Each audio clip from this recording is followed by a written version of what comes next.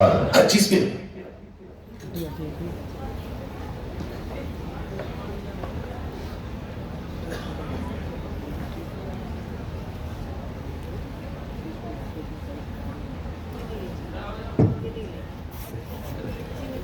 नमस्कार।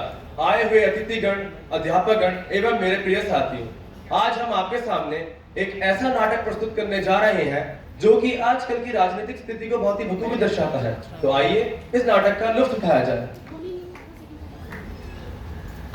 भानु प्रताप जिंदाबाद, भानु प्रताप जिंदाबाद, भानु प्रताप जिंदाबाद।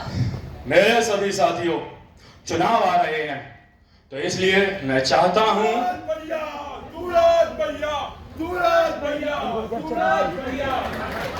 अरे ये हमारे ड्राइवर का लड़का है, नाम है सूरज कुमार और ये पिछले साल का कबड्डी चैंपियन भी रहा है।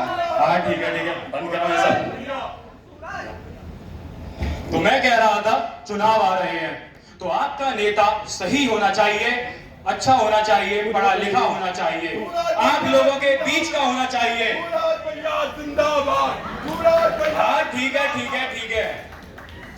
तो विधानसभा के चुनाव आ रहे हैं तो विधानसभा के चुनाव के राष्ट्रवादी पार्टी के कैंडिडेट होंगे जीवन कुमार।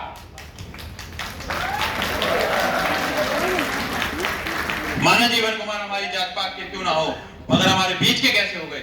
अरे इन्हें तो यह भी नहीं पता है कि आजाद नगर की आबादी कितनी है और ना ही कभी इन्होंने हमारी गलियों में कदम रखा है। इसलिए आजाद नगर का कैंडिडेट हमारे बीच का होगा जिसे हम चुनेंगे। इंपॉर्टेंट नहीं चलेगा। यहाँ तुम्हारी कबड्डी का मैच नहीं हो रहा, यहाँ पे विधानसभा चुनाव की बात हो रही है और इस बार विधानसभा चुनाव के कैंडिडेट जीवन कुमार ही होंगे।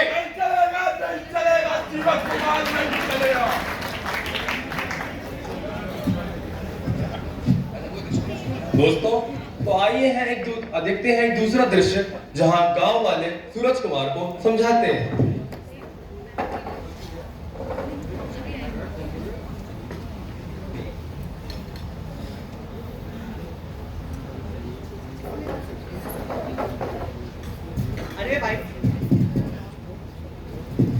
अरे भाई, तुझे शायद मालूम नहीं है कि जीवन कुमार के बाप दादा पहले से ही केंद्र मंत्री रहे हैं। अरे तो मंत्री रहे तो मंत्री अब राजा का बेटा राजा नहीं बनेगा, अब राजा वही बनेगा जो असली हकदार होगा। तो कैंडिडेट तू खड़ा करना चाहता है कि पार्टी खड़ा करेगी? अरे तो क्या करें, इनसे रहे, इनकी गुलामी करते रहे। अब आजाद नगर का कैंडिडेट हम खुद चुनेंगे, हमारे बीच का होगा। विदेशी एंट्री आज से बंद।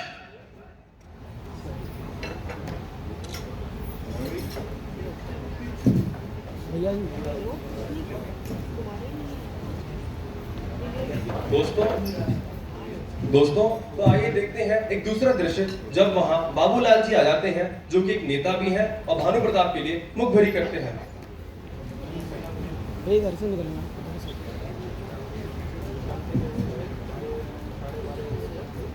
क्या चाहते हो, दोस्ती नहीं करोगे हमसे?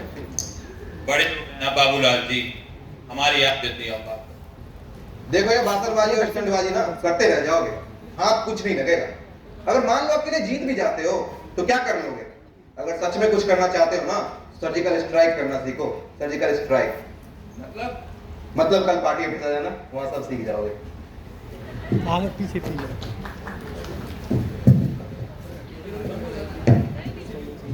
बाबूलाल के कहने पर सूरज कुमार अगले दिन पार्टी ऑफिस पहुंच भी जाता है, जहां पर भानु प्रताप और उनके चचेरे भाई वीरेंद्र प्रताप के बीच में पहले से ही आपसी फूट के कारण बहस चल रही होती है। तो आइए देखते हैं ये वाला दृश्य।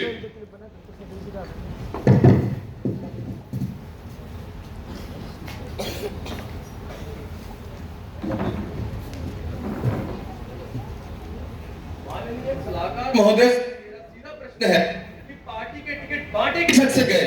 मेरे भाई, पहले आप हमें ये बताएं, आपने अपना नाम माधोपुर से कैसे अनाउंस करा दिया? बैठ जाइए आप दोनों, जो भी फैसला होगा वो बता दिया जाएगा।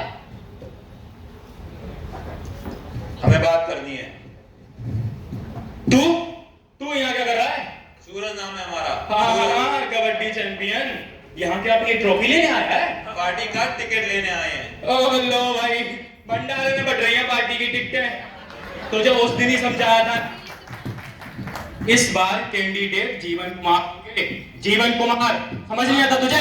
हाँ, लेकिन आजाद नगर के लोगों ने आपके कैंडिडेट को रिजेक्ट कर दिया है। सुन, राजनीति में जनता शरीफ होती है, शैतान का दर्जा सिर्फ राजनेताओं को दिया गया है। पैदा तो हम भी शरीफ ही हुए थे, मगर शराफत से हमारी कभी उतनी बनी नहीं। और हम भी तो देखें कौन हमसे बड़ा शैतान पैदा हो गया जहां में। क्या बोला? क्या बोला? प्रणाम मालिक, प्रणाम। अरे बेटा, तू यहाँ क्या कर रहा है? चल यहाँ से, तेरा रहना यहाँ ठीक नहीं है। जाके लेके जाओ इन्हें, बाहर बैठो।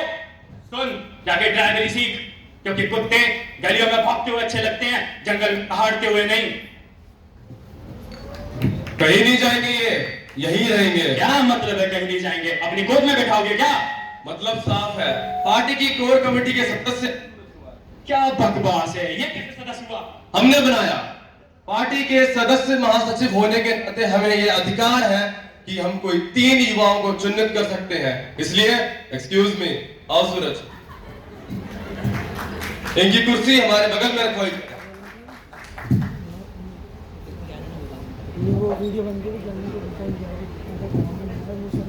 सारे मुद्दों पर चर्चा की जाएगी। अभी के लिए मीटिंग स्थगित की जाती है।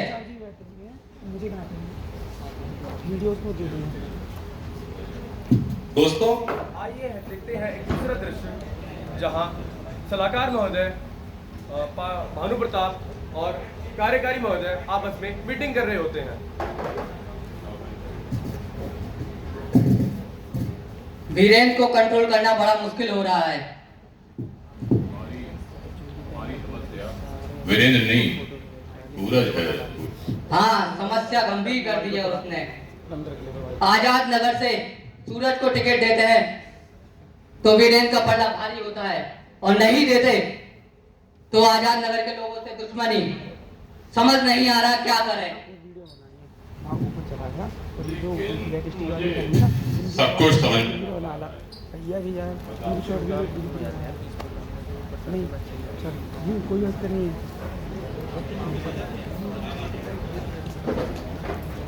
दोस्तों, देखते हैं एक अगला दृश्य जहां सलाहकार महोदय सूरज के पिता रामचरण जी से मिलने चाहते हैं।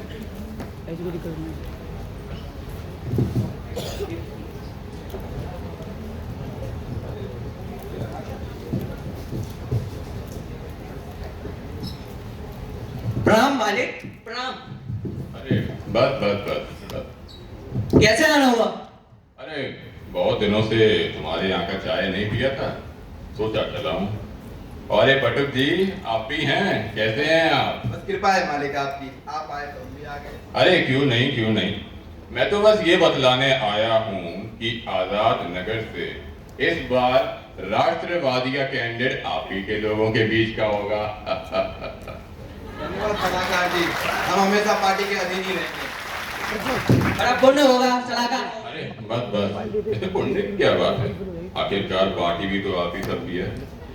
हाँ, जहाँ तक वोटों का सवाल है, लेकिन उसके बाद सुना है कि कुछ नाराजगी है तुम्हारी फैसले को लेके। हमारे बीच फैसला हो चुका है। सिर्फ आजाद नगर ही नहीं, बाकी के सभी लोकलों के लिए कैंडिडेट लोकल ही होगा।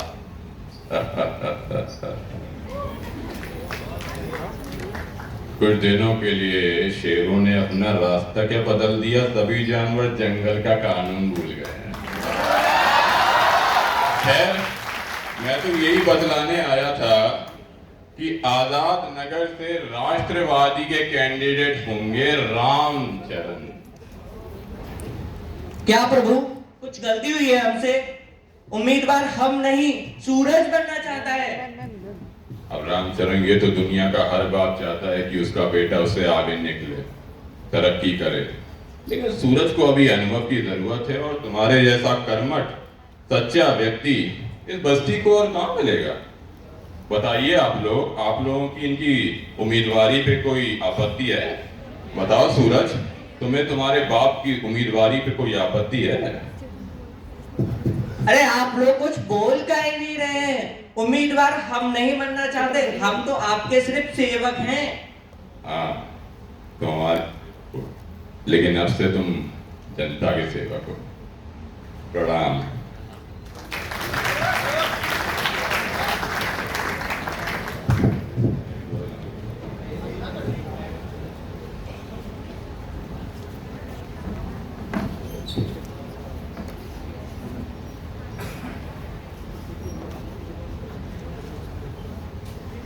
भाई ये तो यहाँ से निकल के जाइए, नहीं यहाँ से निकल के जाइए।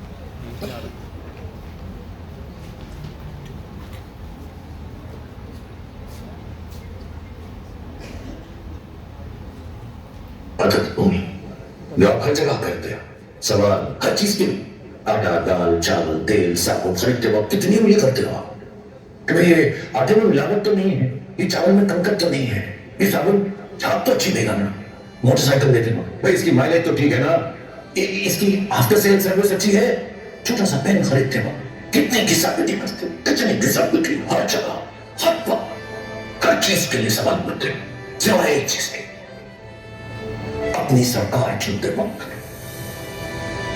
5 घंटे चलने वाली मस्कीटो कॉइल के लिए कितने सवाल करते हो, इसमें धुआं तो नहीं आएगा, ये बदबू तो नहीं देगी, इससे मच्छर तो फड़ेगा, लेकिन 5 साल तक अपनी सरकार चुनते वक्त एक सवाल नहीं करता, कुछ नहीं पूछता, बिल्कुल।